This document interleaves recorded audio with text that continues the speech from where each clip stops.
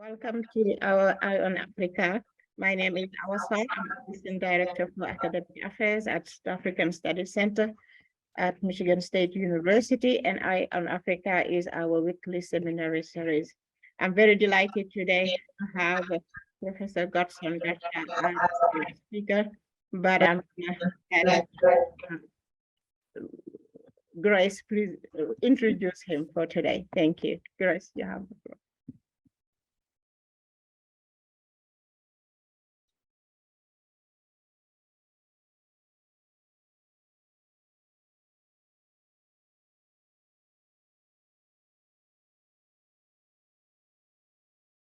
Great, thank you. Thank you, Awa, and thank you to the Michigan State African Studies Center for your collaboration and for this wonderful Eye on Africa series. I'm Dr. Grace Pregent, Associate Director of the Writing Center at Michigan State, and it's an honor to introduce Dr. Godson Gatsha today. Godson is the Deputy Vice Chancellor of Student Services at BotswanaOpen University. He is responsible for student support services at the 5 regional campuses and was once a regional manager responsible for a regional center that served students from deeply marginalized communities under the then named Botswana College of Distance Learning. Godson has also worked as an open and distance learning practitioner, a director for Southern African Development Community Center for Distance Education, an ODL technical advisor at the Malawi College of Distance Education, and as a specialist in higher education at the Commonwealth of Learning Canada. He has worked in various Commonwealth member states as a facilitator and consultant for ODL systems, quality assurance, qualifications framework, open educational resources, and ODL program accreditation and standards. Godson holds a PhD in Education Policy Studies from the University of Pretoria, an MA in Distance Education, an MED in Educational Management, and a number of diplomas, including Graduate Diploma in Leadership in ICT and Knowledge Society from the Dublin City University, and Monitoring and Evaluation from Stellenbosch University. Godson has now been here at MSU collaborating with the MSU Writing Center for nearly 2 weeks, and I'm excited for his session today, which is titled Reaching the Unreached, BotswanaOpen University's Academic Project. Godson. Thank you very much, Grace, and thank you very much, African Studies Center colleagues, for hosting me. My voice may rise. It will all depend how excited I am. But otherwise, I'll try to control it because it's so huge. That's one of the gifts that I have from God. With that having been said, I would like to indicate that protocol has been observed, and I will share the story of the Botswana College of Distance and Open Learning. The story begins way back, if I may highlight the policies, the national policies that actually created Botswana Open University. First, I would like to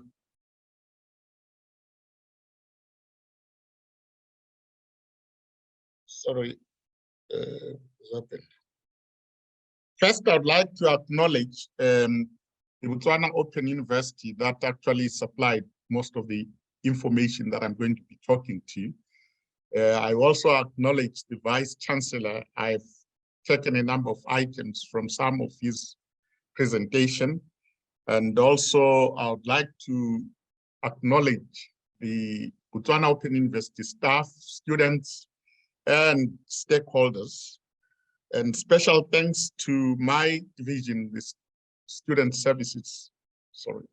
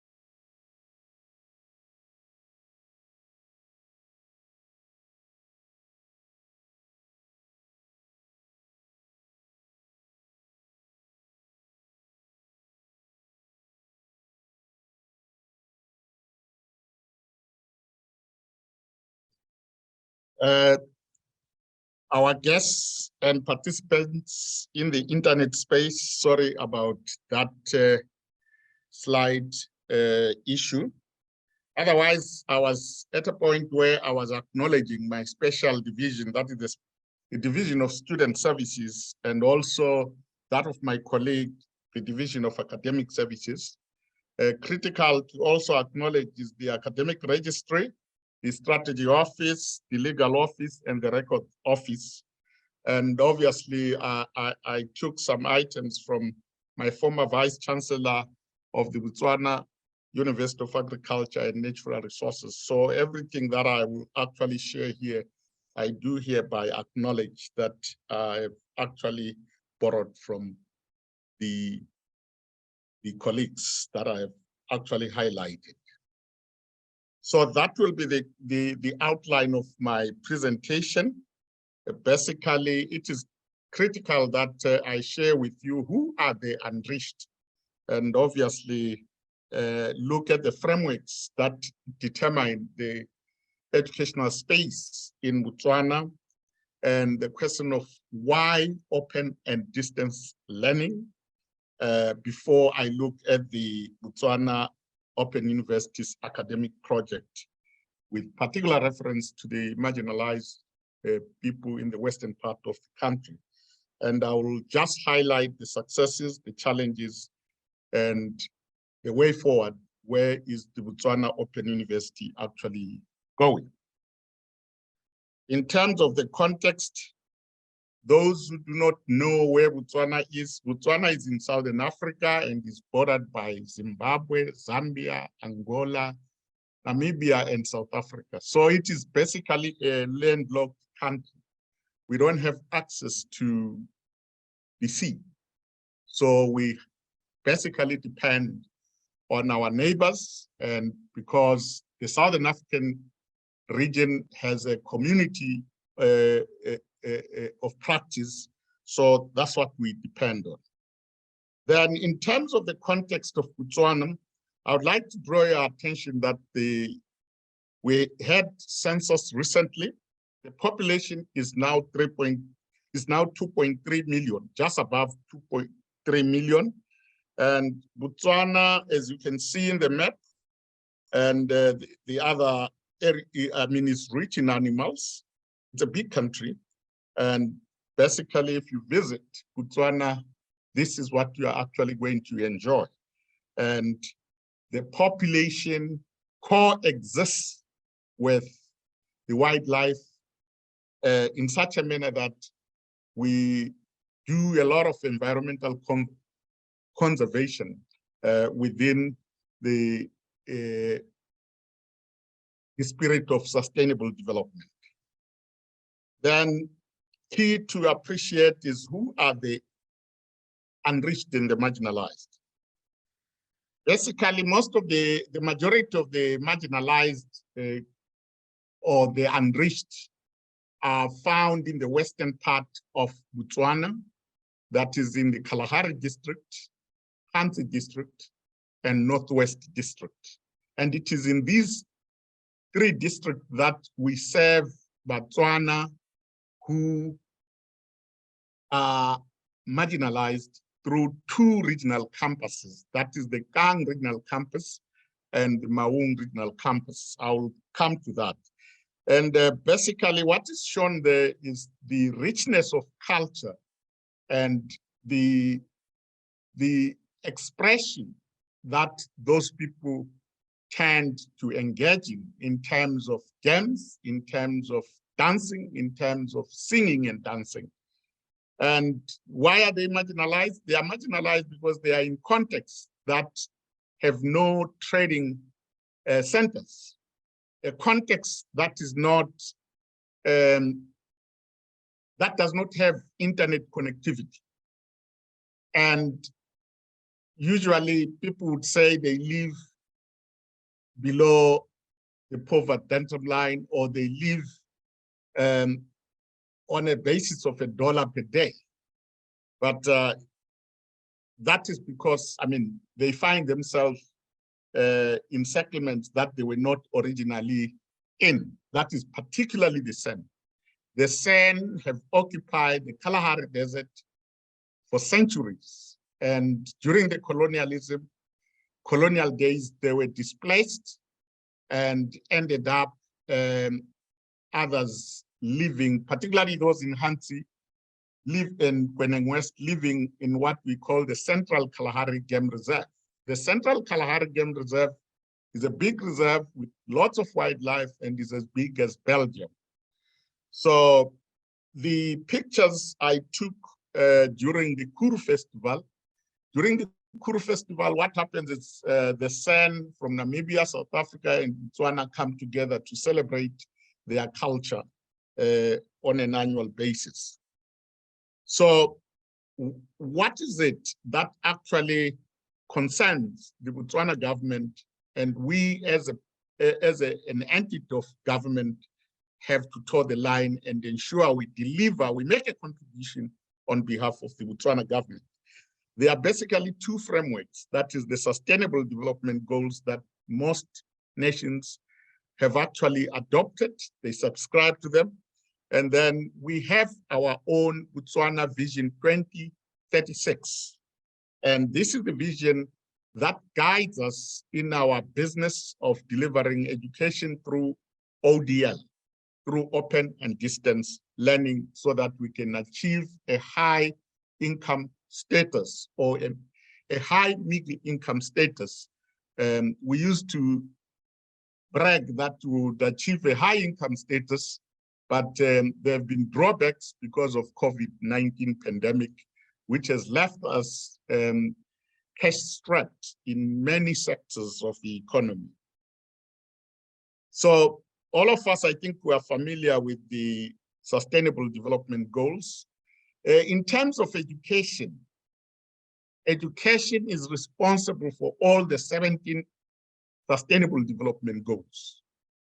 We can't choose like specialized institutions like the Botswana University of Agriculture and Natural Resources. They are concerned with 13 Sustainable Development Goals. But because we are in the main delivery through open and distance learning, we reach all those who are not able to attend formal education in contact schools or contact university.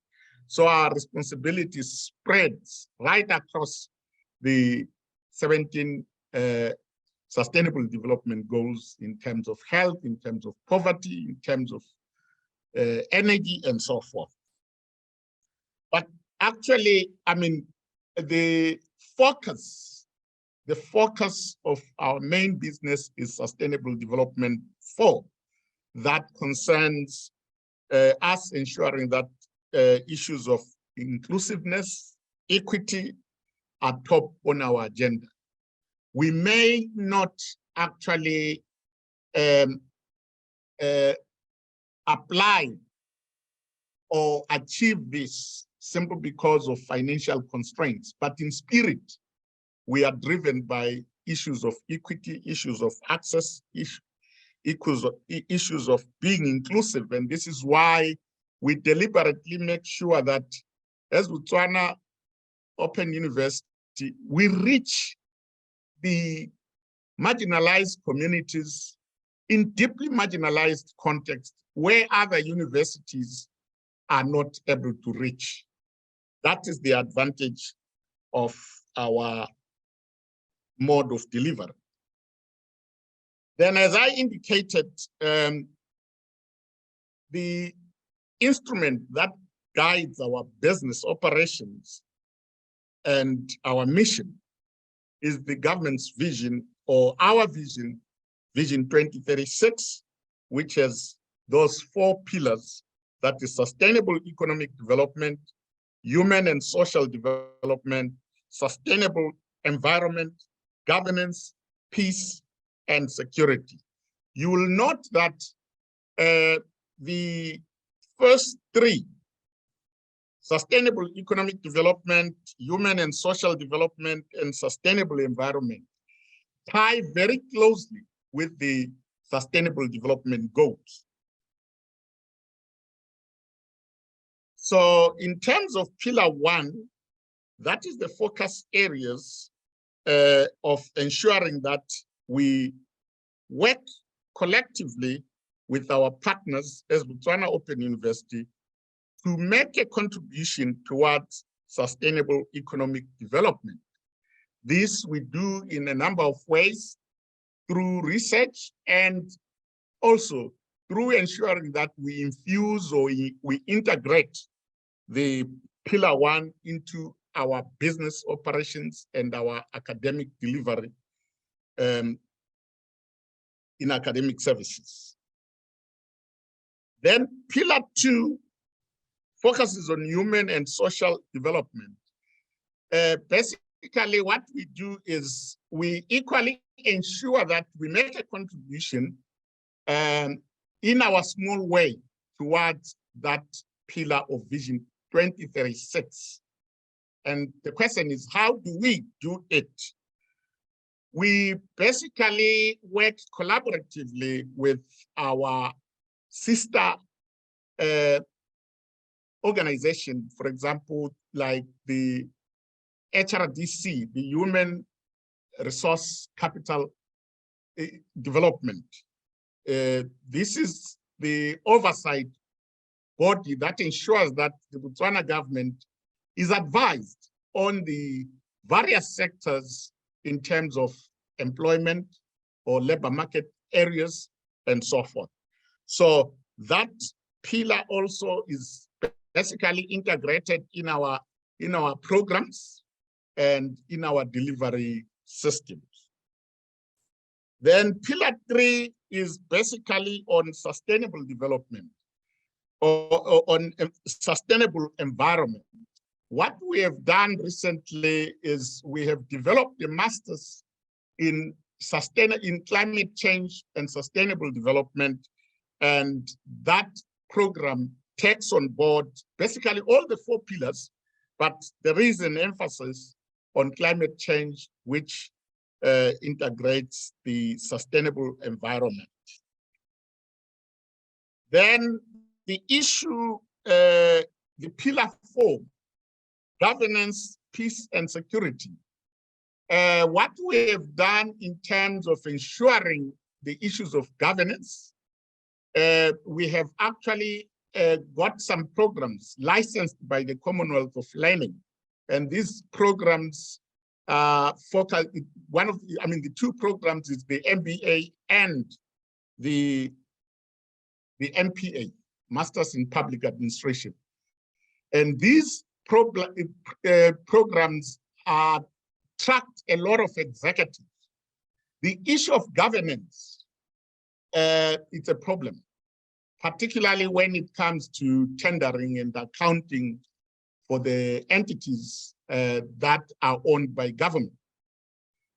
The Botswana government actually established quite a number of entities to operate in a business fashion.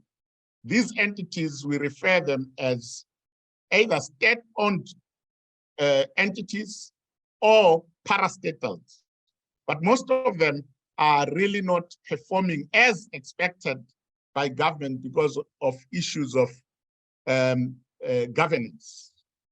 And again, in terms of peace and security, you will be mindful that this global village is threatened by a number of terrorist organizations.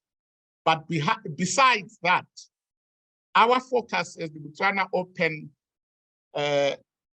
University is on issues of accounting, illicit cash flows. So our programs in the School of Business and Management focus on those issues so that we train leaders to actually become ethical leaders and observe the rules and regulations that are meant to ensure there is peace and there is security. So the other question that you would want to ask is, why open distance learning? As I have been making conversations, the open and distance learning in Botswana started way back in the early 60s when we're using correspondence education to teach teachers. And then we used the extension college later towards the end of the 60s, beginning 70s. And then similarly to teach teachers for primary schools. And then in 1977, when we had the first national policy on education, education for kahisano, that is education for social harmony.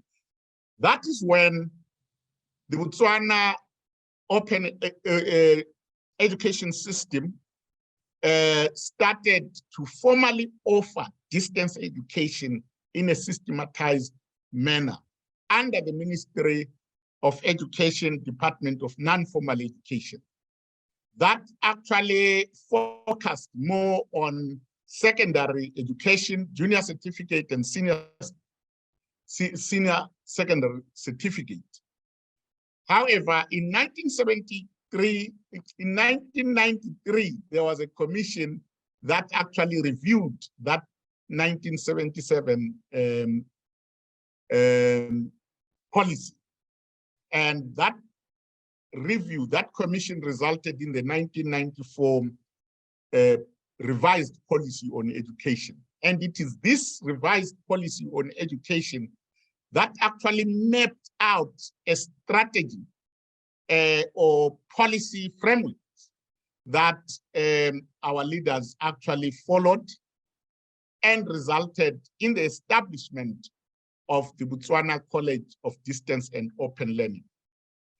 And the aspect of higher education was actually indicated in the policy as a reserve for the University of Botswana. The University of Botswana is the oldest university in the country that has actually contributed so much in terms of the development of the country, producing all the public servants, including teachers and nurses. So coming back to the question, why open and distance learning and why we started it, besides the revised national policy on education, it became very expensive for the Botswana government to actually fund all students to meet the basic education requirement. In other words, from standard 1 to Form 5. That is the entire education for basic education. Otherwise, the situation was such that, like I indicated in my previous talks, that, for instance, in the 90s, primary education has always been automatic. I mean, the transition from primary to junior secondary school has always been automatic. However, from junior secondary school to senior secondary school, we've had challenges because these senior secondary schools for a long time, they were only about 28, whereas the junior secondary schools were about 232, but those are figures that are not current, but that situation provided for junior secondary school transition not to be 100%. For instance, in the late 90s, junior secondary schools would produce about 38 to 40,000, and even today, that's the range. And only 25,000 would actually be admitted in senior secondary schools. And this actually meant that the 15,000 had nowhere to, could not proceed, even if they were literate enough to cope with the Botswana senior secondary school syllabus. Hence, the 15,000 were expected to actually proceed with their basic education with the Botswana College of Distance and Open Learning, and also to proceed with technical and vocational training and with the brigade. So, as I've indicated, prohibitive costs of conventional schooling, building new schools, paying fees for students, that is by government, although we talk of free education, but someone has to pay for that education. So it was the government of Botswana which was actually paying and not the parents.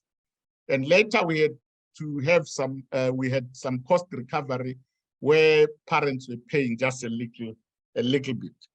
So again, the adoption of open and distance learning was also influenced by national developments, like I've indicated, revised national policy on education, Vision 2016, and then Vision 2036, and the regulators like HRDC, Human Resource Development Commission, and Botswana Qualifications Authority and Botswana Examinations Council. Basically, that is at a local level. Then at the regional level, open and distance learning was influenced by the developments within the SADC region, and the heads of state in 1997, it came up with a protocol on education, and that protocol on education seeks capacity building and for SADC member states to actually collaborate in the area of open and distance learning. And at regional level, at global level, obviously the events that, like I indicated, the International Council of Distance Education, which actually started here in America, which is now in Norway in terms of headquarters. In 1980, they changed, it used to be International Council of Correspondence Education. And in 1980, they changed to International Council of Distance Education.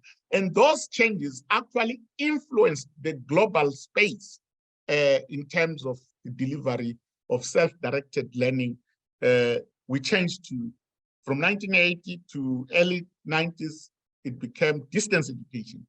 But after mid-90s, with the adoption of technology, media, and so forth, it actually changed with the open movement to become open and distance learning. In the sense, it became open in the sense that the whole philosophy of open was meant to ensure that adults, people of any age, would actually participate in lifelong learning. And those were some of the expectations that UNESCO promoted.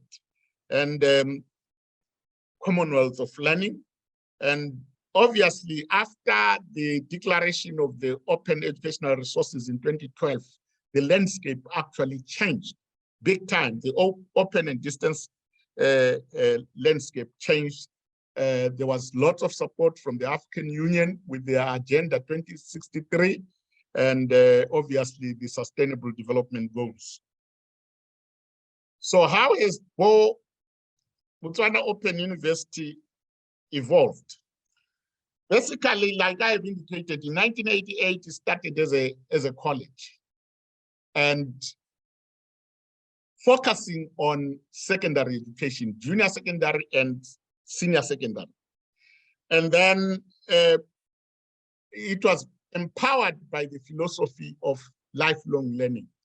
The whole aspect was to say, look, all those who may have missed their secondary education are provided an opportunity to actually either upgrade or start their education using open and distance learning. By then, we're using printed study materials, which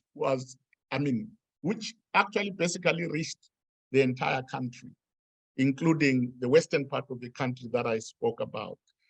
And we provided face-to-face tutorials, and these usually took place over the weekends when we had free tutors who could actually travel to study centers to actually assist.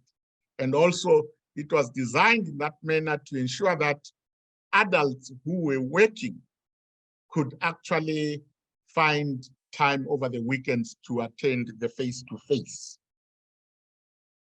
So Basically, as I have indicated, that actually within the Botswana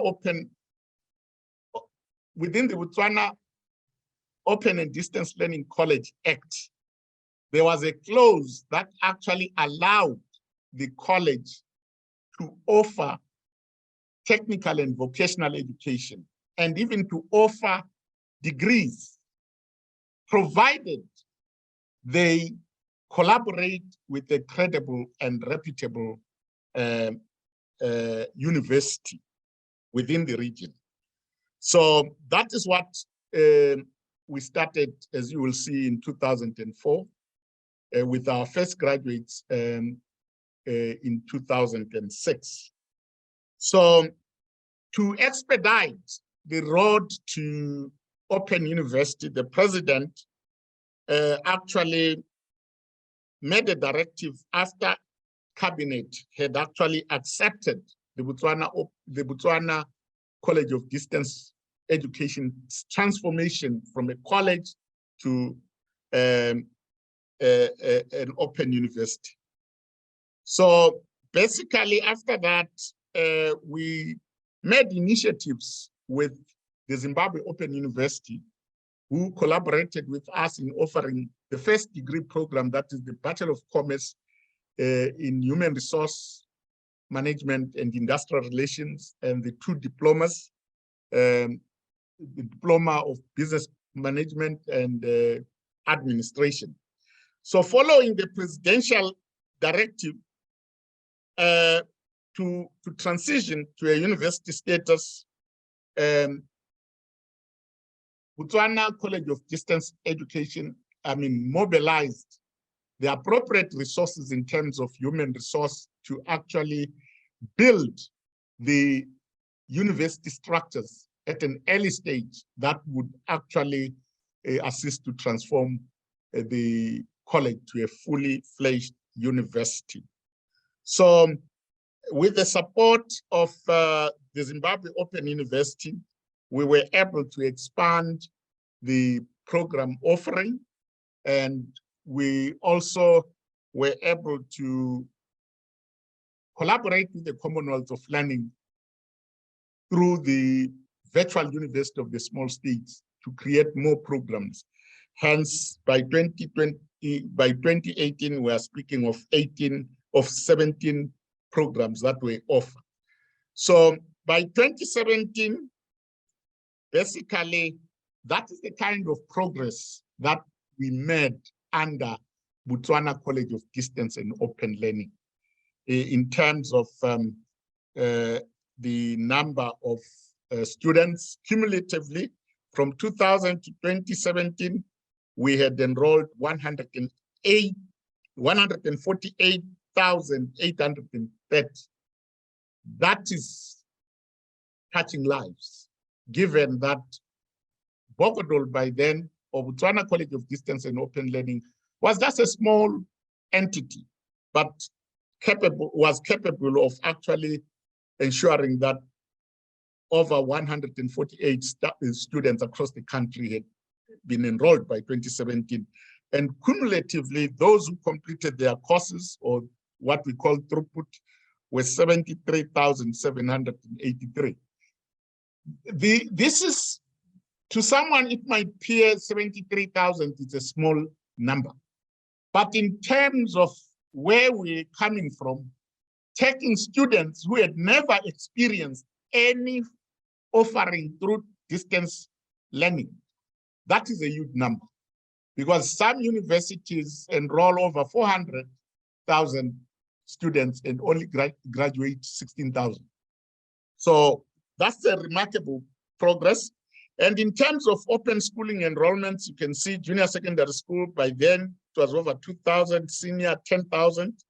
And when it comes to tertiary enrollments in 2017, we had, according to those programs, certificate 586, diploma, that number, and master's 212. And the tertiary enrollment by 2017, before we actually fully transformed into the Open University, was 3,846.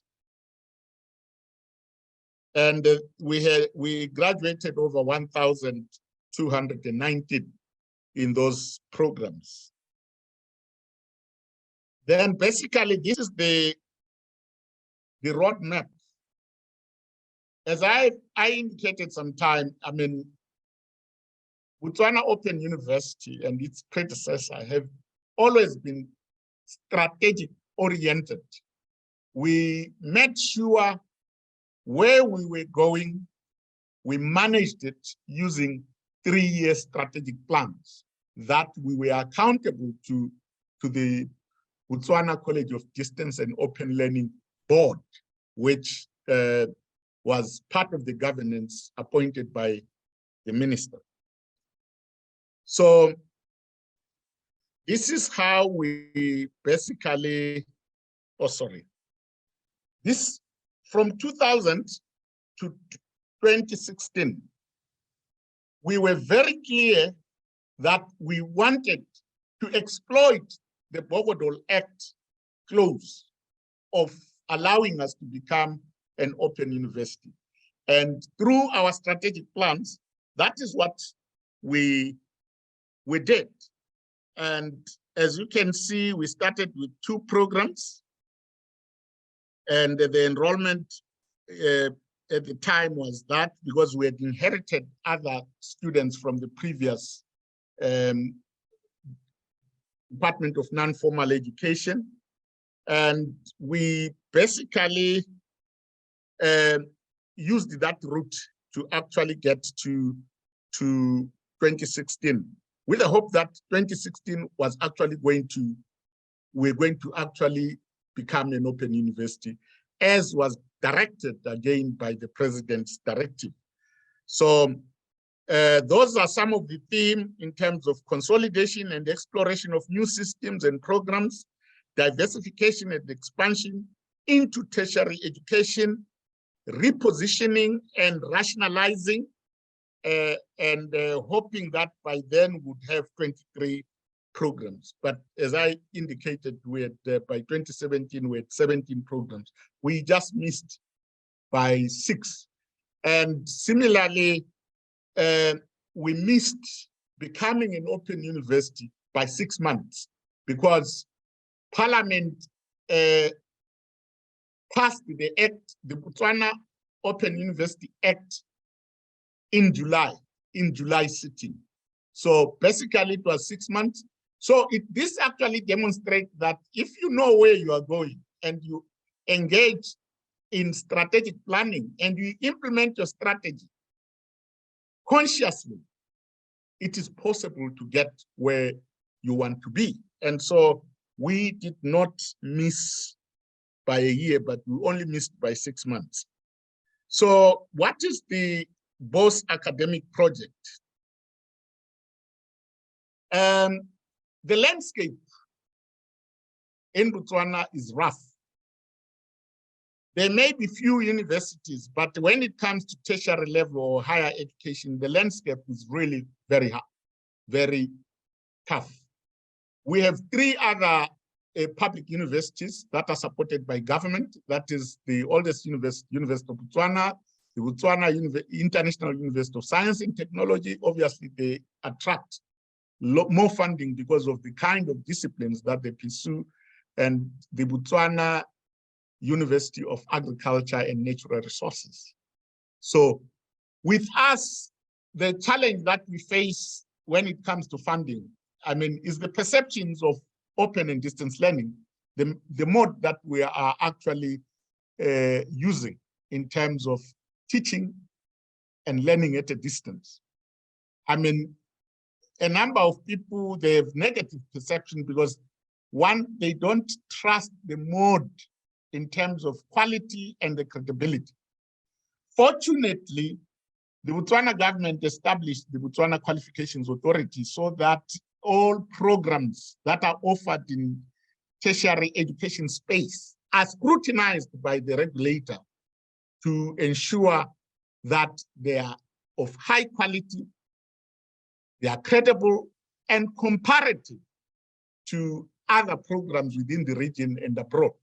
So that on its own then gave Botswana confidence in saying, look, this institution is providing qualifications that are actually have passed the scrutiny of the regulator. So that is one criteria that Botswana Open University appreciates. But the second criteria is that our students at tertiary level, most of them, not actually 99% of them are workers. They work in government, they work in the private sector, and because they learn through distance education, they don't have to wait until they've completed the 4-year program or 2-year program. What they learn, they immediately apply.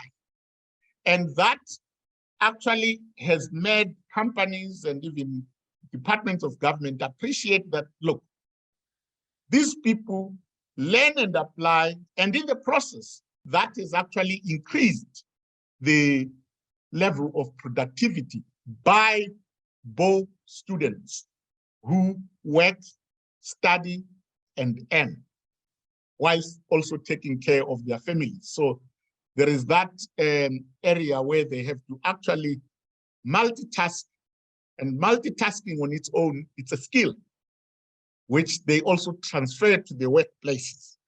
So we have actually private universities. Those are some of the private universities that are competing in the ODL space, particularly Butu University is very aggressive, and we need to be very careful in terms of our competitor. And BISAHO and ABM, they also tried open and distance learning, but not to our standard. BAC, this is Botswana Accountants College. They have a cutting edge advantage because they are being used or fronted by the universities from UK, who actually, in terms of online learning, they are top notch. But otherwise, the rest are friends. They are okay. Botswana Open University, it's unique because that is our terrain. The others who come in, the challenge that they have, they don't have the ODL systems in terms of policies and strategies that actually are supposed to guide their delivery. So, yeah. So I'm not sure whether that is clear. Basically, that is the organogram or the structure for Botswana Open University. You will see that right at the top is the office of the president. The president appoints the chancellor. The president, with the support of the different ministries, appoints the vice chancellor through the Ministry of Education and Skills Development. So we are a purely government entity, and we get the kind of support from government.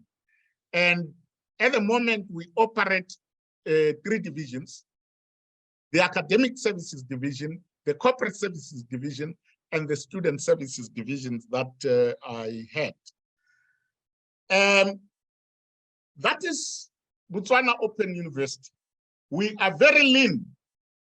We don't have the kind of luxury that other contact universities have. So from that building, great things emerge. And like now, after being established as an open university, what is it that we did? We continued with our strategic orientation. The first strategy we had is from 2019 to 2023. It's coming to an end next year in March. And then what did we do? We then actually decided to have a strategic framework where we visualized in terms of where we would be by 2036. And basically, it is that document, Board 2036, that actually we are using to walk the talk of open and distance learning in terms of our projections, in terms of our contribution to the government of Botswana. And basically, we want to be an innovative and globally recognized university by 2036. We are taking baby steps. And well, because in the first place, we need to have quick wins and consolidate ourselves in this open and distance learning space. So our mission is to provide quality academic programs and services through teaching and learning, research and innovation, and community engagement for a prosperous, knowledge-based society, which will translate to a knowledge-based economy through our efforts, through our programs. And as I've already indicated, I mean, we want to be globally recognized by 2036, and hence to be an innovative, open university, globally recognized for academic excellency and lifelong learning and societal impact. The advantage that we have is that the public service and other employees, they don't have to resign to go for full-time contract. They can actually enroll with us, pursue those programs that are close to their heart, and engage in self-directed learning, what we call lifelong learning. I see my time. So basically, these are the enablers. We are where we are because we have had local partners, regional partners, and global partners.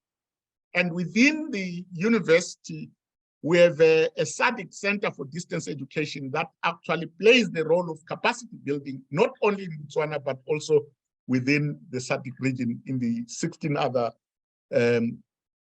countries, such that there is quite a number of, through the Distance Education Association, exchange of ideas and exchange of knowledge and transfer of knowledge and so forth. Then how have we been navigating the competitive higher education space? And basically through these colleagues, we have 4 schools: School of Education, School of Science and Technology, School of Business and Management, and School of Social Sciences. Those are the deans, and basically they are all professors, and most of them we recruited next door at the University of Botswana. So when University of Botswana says, you are 65, can you go? We say, no, you are welcome home. So we exploit the expertise, the wisdom of having been in the only university for a long time. And then we put them on training. We require them to complete a 9-month certificate in distance education, and and to research in the area, in the pedagogy of distance education and so forth. The colleagues at the bottom, from the left, is in charge of quality assurance, because that's the Director for Quality Assurance Office. It's serious business, because we have to prepare for the programs to be accredited at BTA, and his office and his colleagues, they work hard to ensure that we do not only meet the standard, but we exceed the standards. So the next gentleman is in charge of the academic registry. He's the one who is responsible for enrollment, for throughput, and so forth. The next gentleman is in charge for technology-enhanced learning. He's the kingpin when it comes to technologies that we're using in the distance education space. Then the lady in between, that's the lady who is responsible for graduate studies and collaborates extensively with the MSU Writing Center.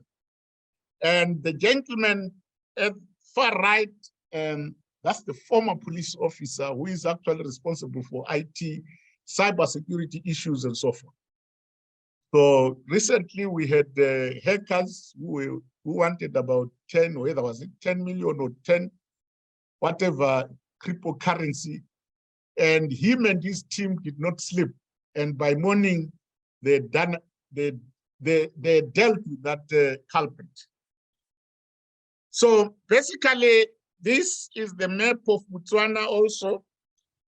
The black dots actually show the 5 regional campuses in Maung, Francistown, Kalape, Gaborone, and Kang. The orange dots represent our community study centers. So through the regional offices, we further create community study centers, and under the community study centers, we further establish wherever there are 10 or 10 students, we establish satellite centers, and we establish these with the communities, particularly with the village leadership, the chiefs, and because the chief is responsible for everything that actually transpires in the village. So you can't actually enter a village and decide you are going to do anything without the chief actually knowing. And collaboratively, we work with the council. The councils are in charge of primary education, but we leverage that to get their support. And they also have a network of counselors, social workers. So for some of our students who are underprivileged, we enjoy the collaboration with the counselors who pay for their education. For instance, in the western part of the country, beside the social workers, we also have the remote area dweller officers who are actually responsible under the government of Botswana to take care of all remote areas in terms of making sure they mitigate the poverty and other associated issues that relate to remote, deeply marginalized segments. Oh, my time is up. So basically, that's how we operate. I'll ask for 10 minutes, if you can.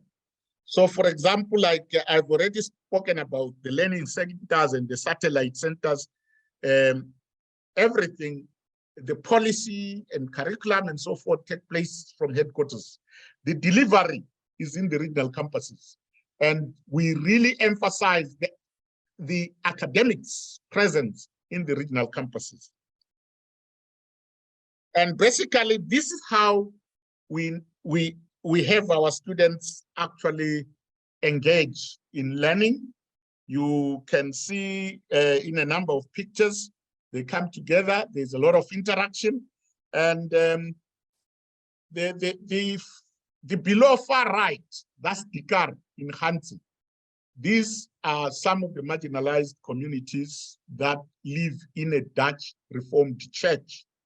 And in some of the farms, we are able to go there, we are received, and we are able to make our interventions. And in the middle there, this is the, normally when they were in contact secondary schools, they used to enjoy open and prize giving ceremonies. So after a semester or so, we do arrange some open and prize giving ceremonies where we award them just to motivate them. So what have been the success? Open schooling, basically that is the trend in terms of enrollment from 2000.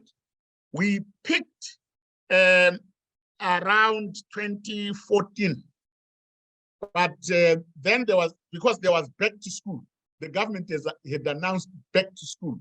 That program meant that all secondary school students were not supposed to pay. This is why we picked, but obviously then we went down.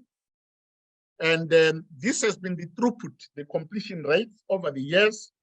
I mean, it has been gradually increasing over the years as people get confident in our mode of delivery. And this one is for secondary, for tertiary. For tertiary, that's how the trend has been.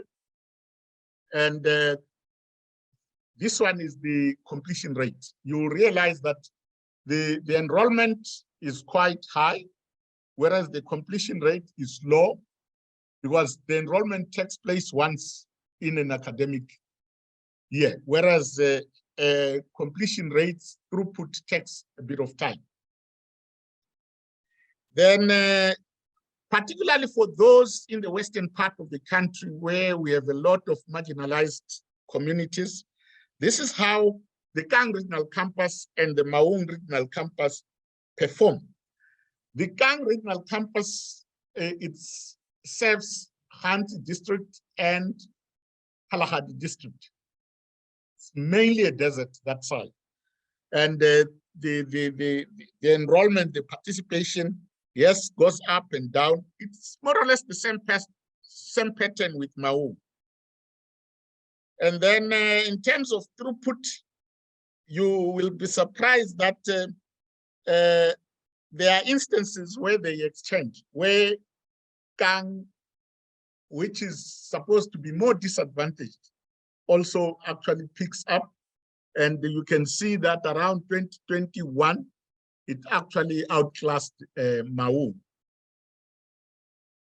Then what we did during COVID, those are some of the issues. I mean, we were responding to the problems, and we really made sure we engage also what other people were doing in terms of using Zoom, Microsoft Teams, WebEx, and so forth.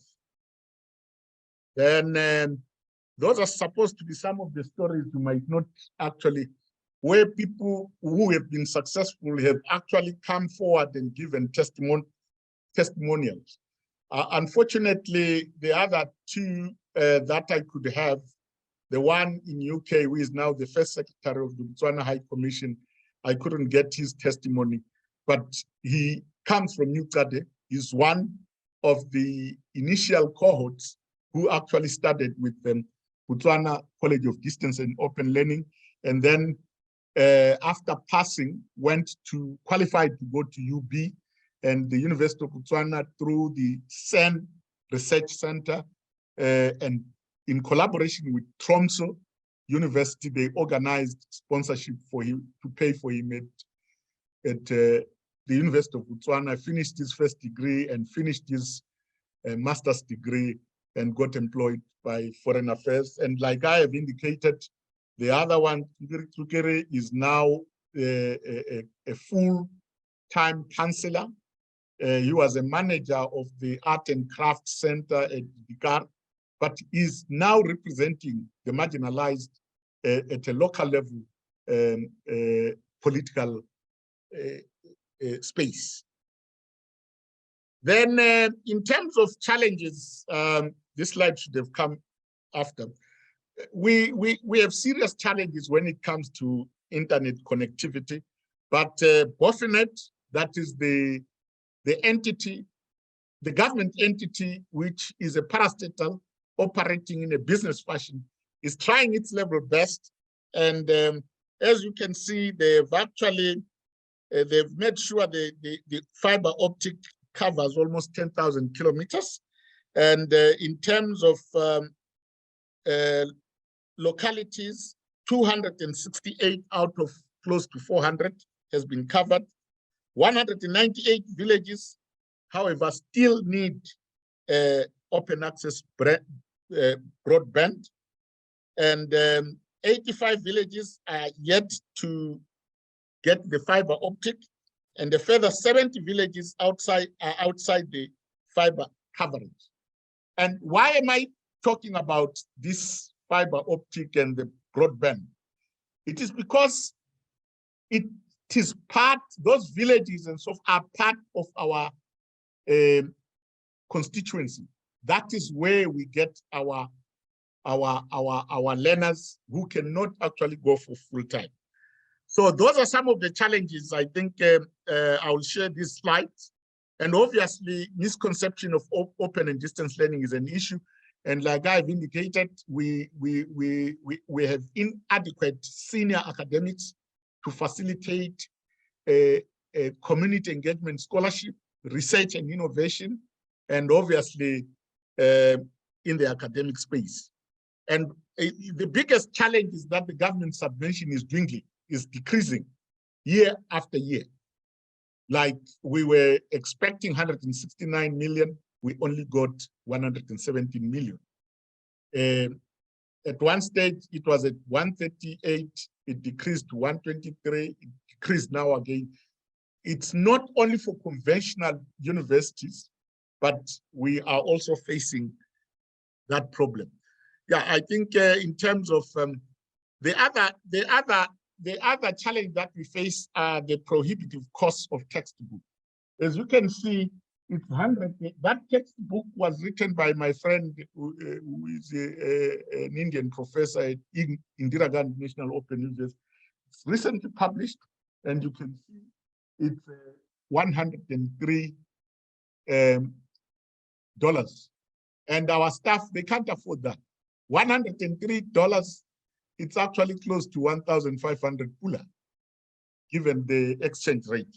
So the text of cost books, it's very high. Yeah, just 2 minutes, I'm finishing. Botswana Open University is the youngest open university in the world. There are about 65 universities across the globe. And we are currently the youngest. And for future, we are working towards diversification of our programs, developing our research profile, and increasing our technology-enhanced offering. And we are likely to do this because the government has adopted a smart boards digitalization strategy. And what is actually going to happen, like all the villages, like the ones that I was mentioning, they are actually going to be connected. But the challenge is the strength of the connectivity, because they are basically talking of 10 Mbps, and our students can't actually download or can't actually participate in online assessment and so forth. But we hope, I mean, we are grateful because it is an initiative by government, which we hope will deliver the result. Once we start to say internet is a universal right to everybody. So this is the last slide, Grace, don't worry. Like now, you see, we are looking forward to be globally recognized. And this is where we are. Technology-enhanced open and distance learning. We are busy evaluating this strategy, the theme, and at the moment, all indications are we have put at least the basic infrastructure that is enabling the population of our students and staff to engage in interactive, innovative learning.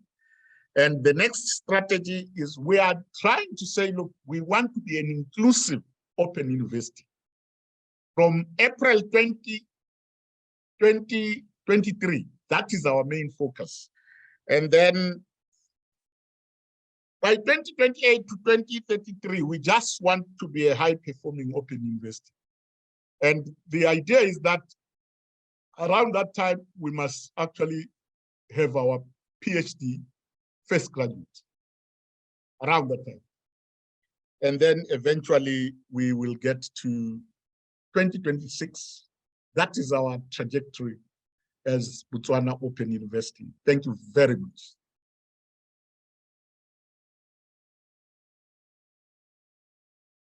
Thank you so very much for a very interesting and fascinating talk. And we have you, if you end the presentation, you have some comments on the Q&A that you can read and address if you want. The audience here also, if you have questions, please feel free to ask them.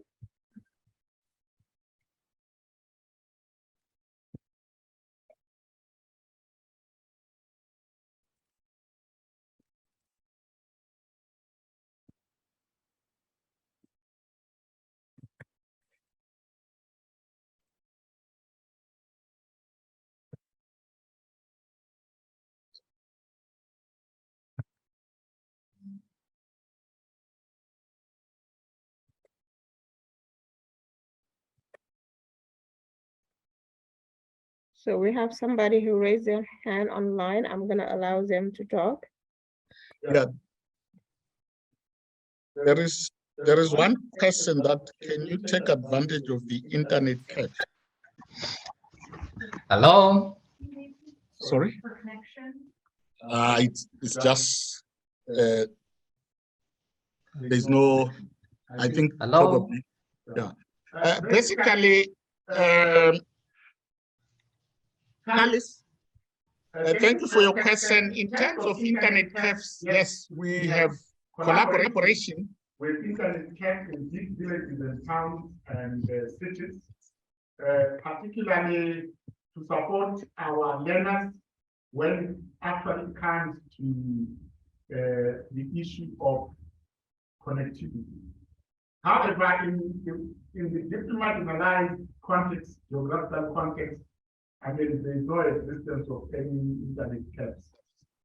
We do have collaboration of internet cafes that we have accredited, and we direct our students to actually work with those internet cafes.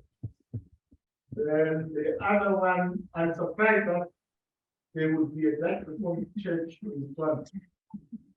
Well, we are very close to South Africa, and the car is a farm owned by the Dutch Reformed missionaries, and they still support the marginalized communities in that area.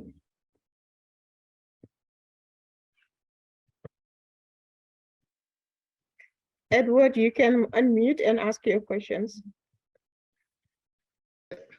Thank you very much, Prof. That was a very good presentation. It resonates with my own research on access to higher education. My question is on employability. You mentioned that Edward? one of the... Hello? Okay, let me just write.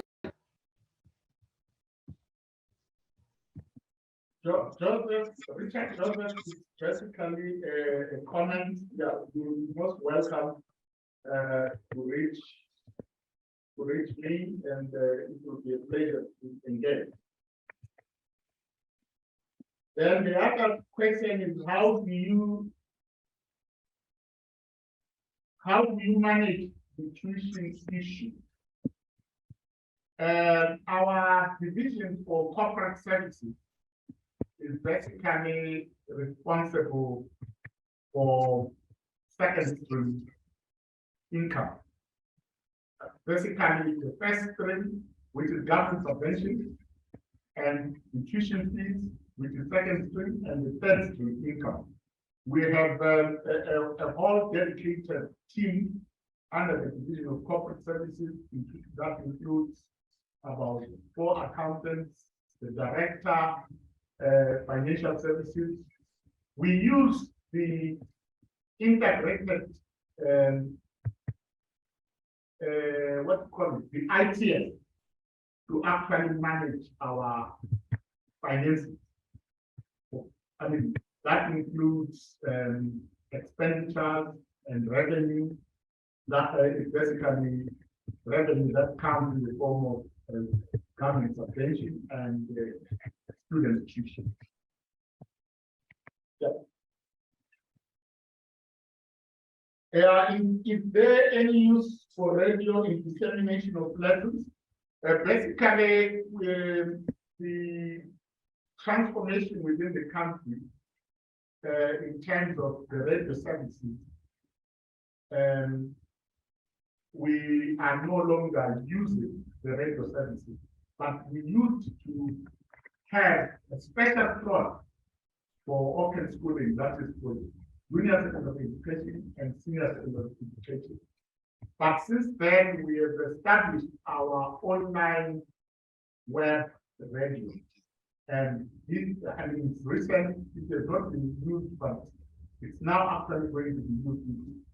Basically, I actually made a proposal, and the proposal was accepted by the relative management, and we are supposed to use the web radio or the internet radio as from 1st November.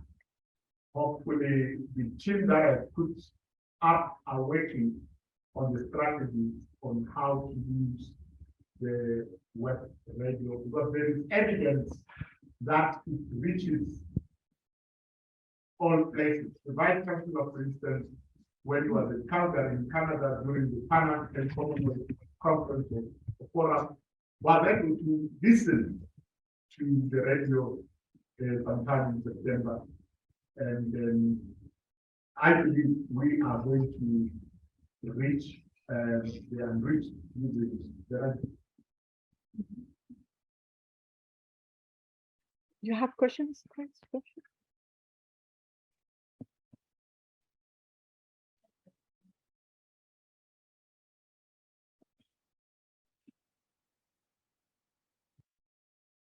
There is one question: how is the employability of students at BotswanaOpen University compared to traditional universities? Data from my PhD research in Zambia has shown that employers often prefer students from full-time programs than those who attend via distance education. Edward, fortunately, almost 99% of our students pursuing programs that we offer through distance education are employed, and others are actually business students. They contribute to the economy. So, and we had an opportunity sometime when we enrolled close to 1,000 MBAs as funded by the government of India and the African Union. And most of them were just working in the financial sector, banks and insurance industry.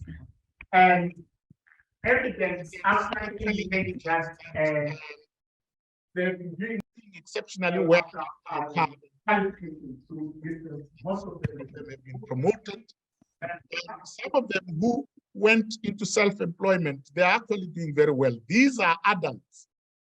And like I've indicated, all of them are basically employed because the fees, whilst they are affordable, those who are not working, neither can they get sponsorship, nor can they actually fund themselves.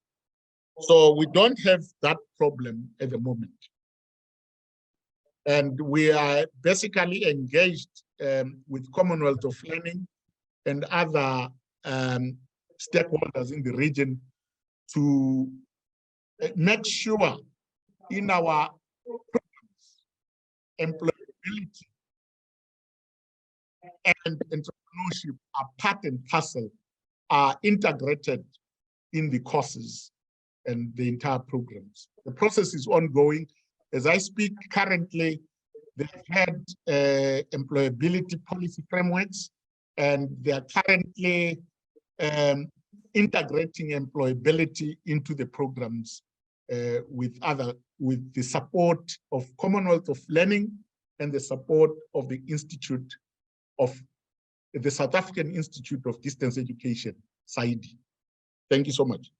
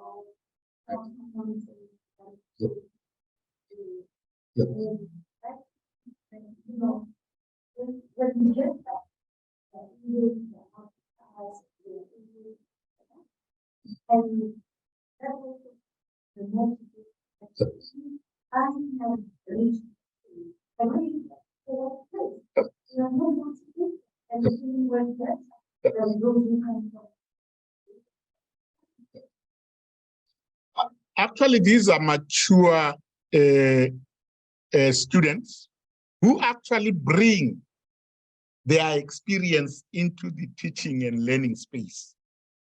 And those who have graduated, they try by all means to show their employers that they have a credible qualification. I mean,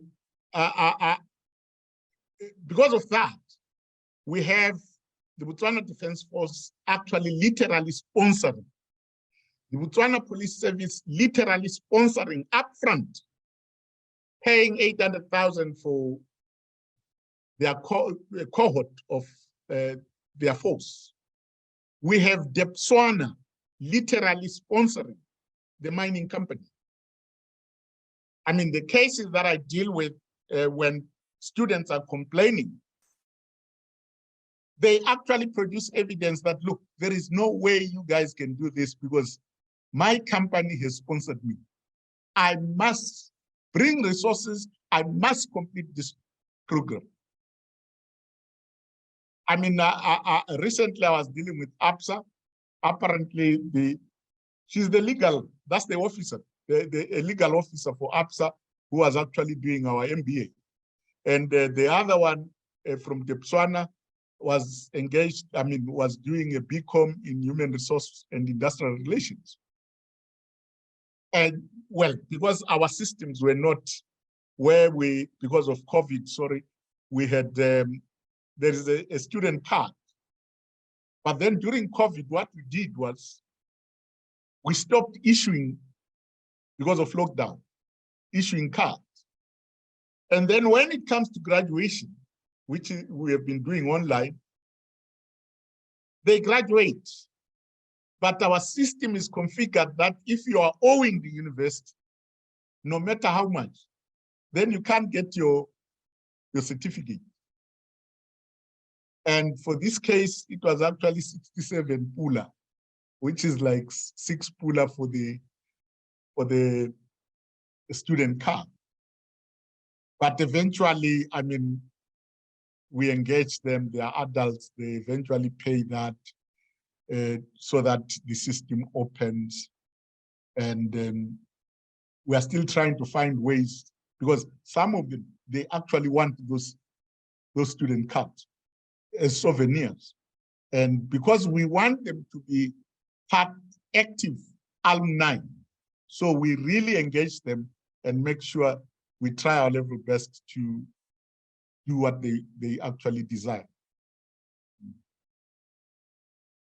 So the issue of credibility and quality has been enhanced by those who graduate and apply themselves even better than some who come from the contact universities, because they come with no experience.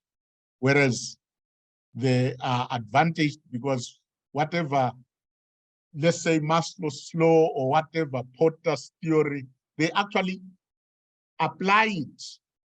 And the advantage again is that they engage in professional workshops at the workplace, where now they actually stand out because they would have read journal articles, they would have read study material and textbooks. So when they go to a workshop, relating to finance or whatever they are pursuing at work, they actually stand out in terms of their contributions. Yes, ma'am.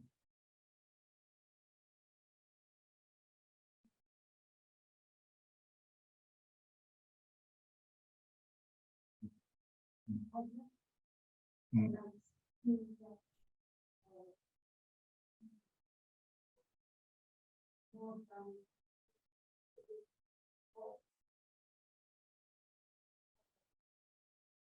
Mm.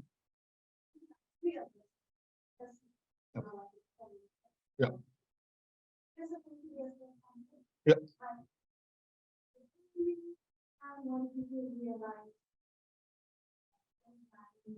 Mm.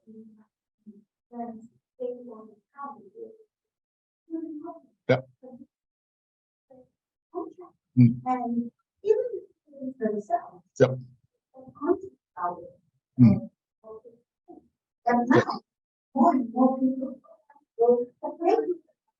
Yeah.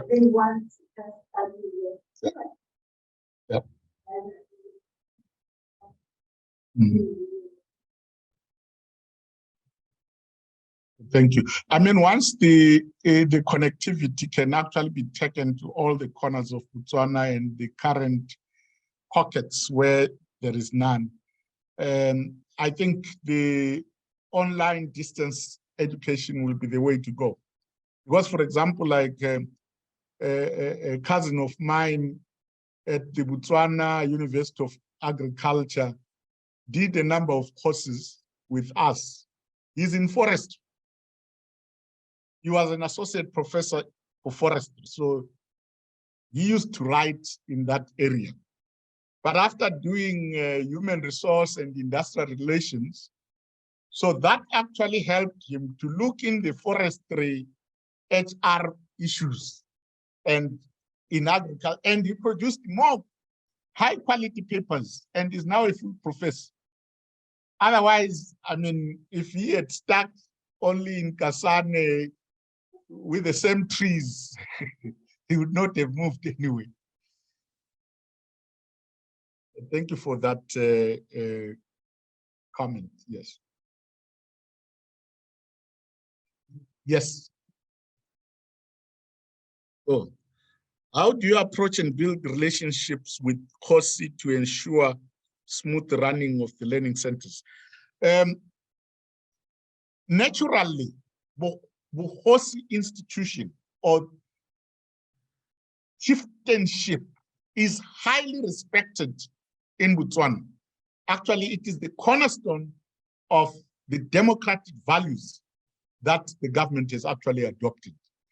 So basically, before establishing a community study center or even a regional campus, the procedure or protocol in place is that visit the COSI, basically make an appointment and visit the COSI and demonstrate your capacity and capability of how you are actually going to improve the village, the settlement through education. And all of them,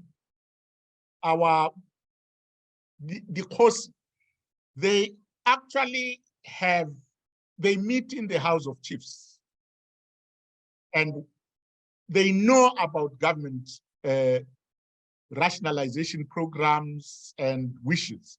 So it's not a problem actually getting the COSI to support, because the COSI, they will actually back you up. I have had an experience where when I was at the Kang Regional Campus as the regional manager, all my work depended on the COSI. He insisted that the Department of Out-of-School Education should actually share the facilities with us, because BotswanaOpen University had no facilities, and we are currently sharing the facilities with out-of-school education unit because the COSI was in the forefront. So we do not have any challenges. What makes your students to be unique Basically, they are unique because one, at open schooling level, they missed out. And others are actually coming back to pick up, to improve their grades, simply because they may not have passed very well in junior secondary school and so forth. And the other ones, they are unique in the sense that they self-sponsor themselves. And they are unique in the sense that they engage in self-directed learning. It is not an easy way if you have been privileged to go to a contact university or institution. So their uniqueness is that they navigate the online distance terrain until they complete the program. Whereas if you go to contact universities, I mean, the dropouts, I mean, they are sponsored by government. They enjoy all the privileges that distance learners are not enjoying. And the majority of our students are women. Others are from marginalized communities. In other words, they are unique because here are mothers who are grossly disadvantaged, but they've taken upon themselves to study at a distance, balancing work, family, and study. That is uniqueness that does not obtain in most contact universities where they are full-time and they are not, I mean, they are focusing just on attaining that degree or that diploma. We're out of time and we're gonna stop here. Thank you so very much for a very wonderful presentation. We appreciate you and we appreciate everybody for attending and for your question. We'll see you next time. Bye, everybody.